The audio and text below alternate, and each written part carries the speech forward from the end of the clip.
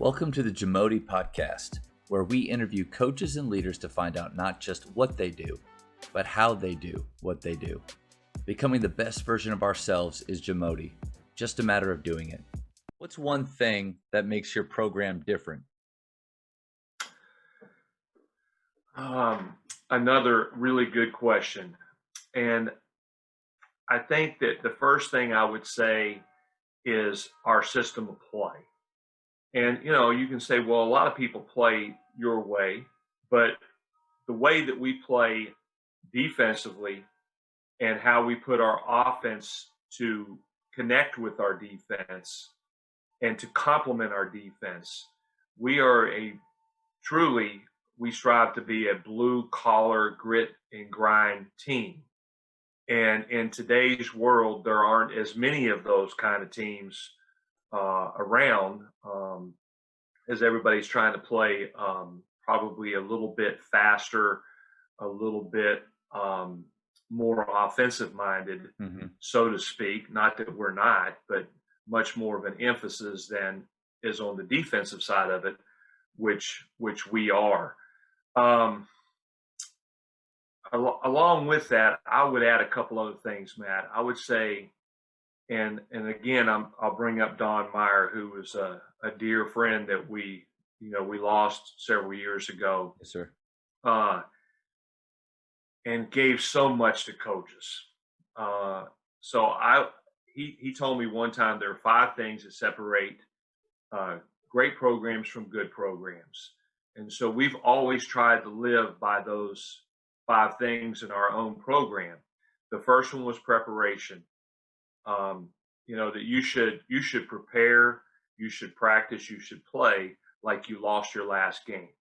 You shouldn't go out and you've won 3 or 4 in a row, so now all of a sudden you just kind of go out on the practice floor and you don't have that same eye of the tiger, that same intensity, that same attention to detail, and it's going to get you beat. So rather than wait till that happens, you prepare and plan every day just like you lost the last game. The second thing is teaching. And we feel, and I know a lot of people do, your alma mater does a great job with that in terms of being a player development is important to us.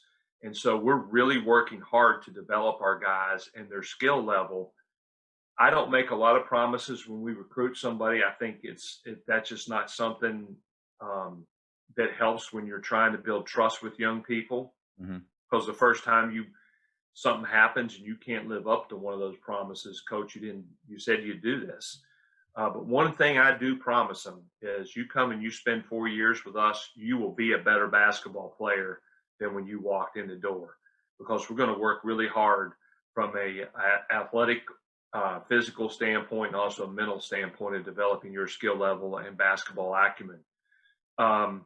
Consistency is the third thing, that you're consistent in your approach, that everything fits. We go to a clinic and we see 3 or 4 things that we really like. Hey, I'm going to go home, I'm going to put these in.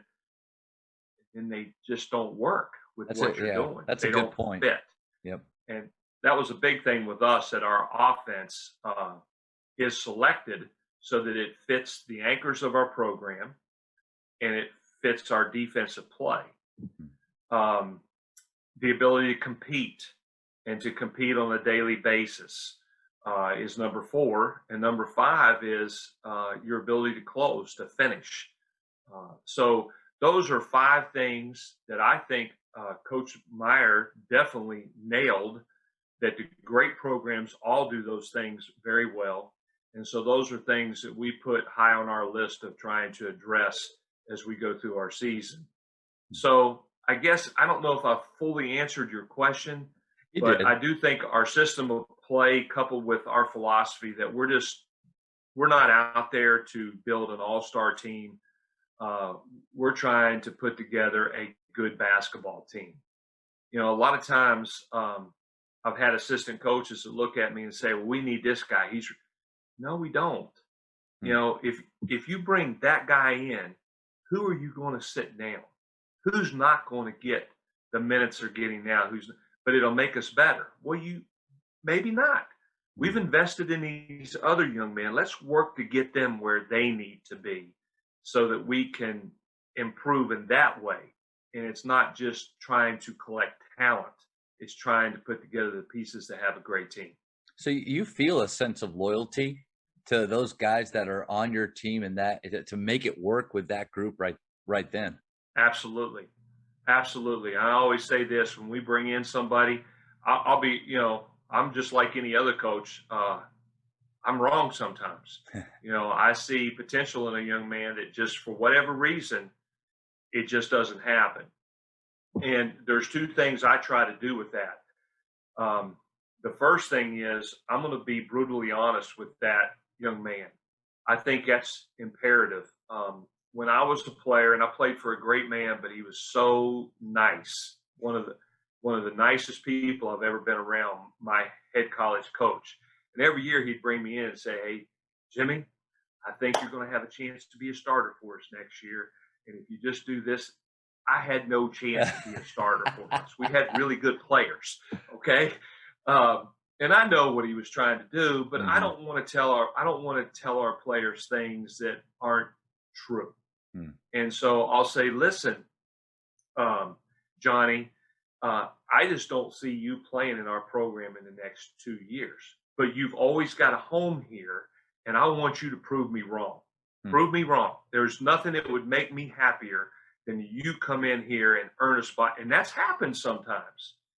And then the second thing is that if we make a mistake like that, we're not cutting the kid. And at Division II, that's something that happens quite a bit. We're not doing that. We're going to give that young man every opportunity to continue to progress. And even if you're not a guy that gets to play as much, there's a role for you on our team.